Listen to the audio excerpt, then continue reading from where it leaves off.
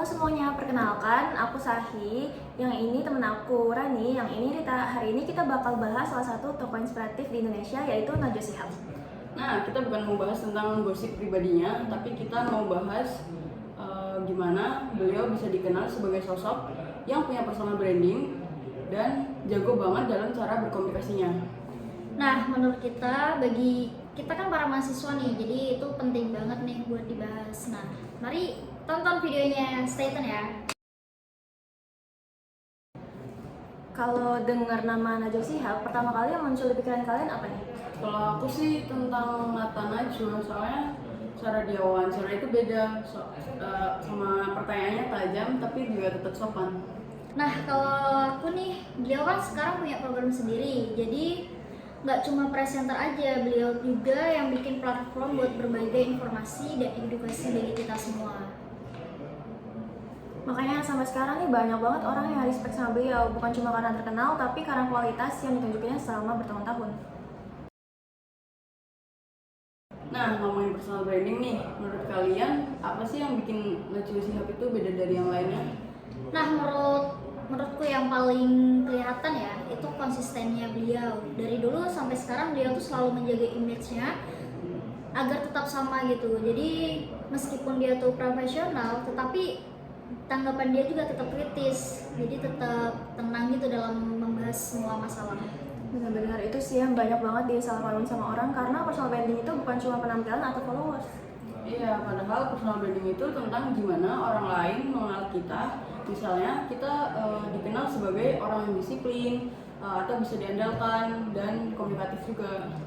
Nah, sebagai mahasiswa, sebenarnya kita juga perlu tahu mempelajari mengenai personal branding nih, mulai dari bangun personal branding kita. Nah, lewat cara apa? Kita mulai dari kerja kelompok, presentasi, organisasi, atau bahkan cara kita ngobrol nih sesama teman atau bahkan sama dosen. Ya, karena reputasi itu dibangun dari kebiasaan kecil kita setiap hari. Nah, selain personal branding, Najwa Shihab juga dikenal karena kemampuan dalam komunikasinya nih. Setuju banget sih saya, walaupun kadang pertanyaan dari narasumber itu bikin nggak nyaman ya, tetapi beliau tetap profesional dalam ngomongnya, sopan, terus diskusinya juga tetap enak didengar kok dari kita-kitanya gitu. Oke, berarti komunikasi efektif itu bukan berarti banyak ngomong ya? Betul, tapi gimana pesan yang kita sampaikan bisa dipahami orang lain. Terus kita juga mau dengerin lawan bicara kita. Nah, bener banget. Ini tuh bakal kepake sebagai mahasiswa, dimana nanti saat kita presentasi, diskusi, atau bahkan saat kita wawancara kerja, cara ngomong kita itu bisa ngaruh gitu ke gimana orang itu melihat diri kita gitu.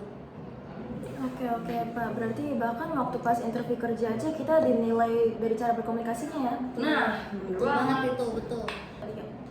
kalau disuruh ambil satu pelajaran dari Najwa Shihab, kayaknya aku bakal pilih konsistennya. Nah, kalau aku sendiri bakal ngambil ini sih, belajar komunikasinya. Karena sepintar apapun kita, kalau kita tuh tidak bisa menyampaikan ide dan pendapat kita dengan baik, itu orang lain juga bakal susah memahami dan bakal susah terima gitu. Oke, berarti dari sosok Najwa Shihab ini kita bisa belajar kalau personal branding itu dibangun lewat sikap, kebiasaan, dan cara kita berkomunikasi di setiap harinya. Terima kasih ya yang udah nonton video kami. Semoga obrolan kita kali ini bisa bermanfaat untuk kalian. Nah, sampai ketemu di video selanjutnya. Bye-bye.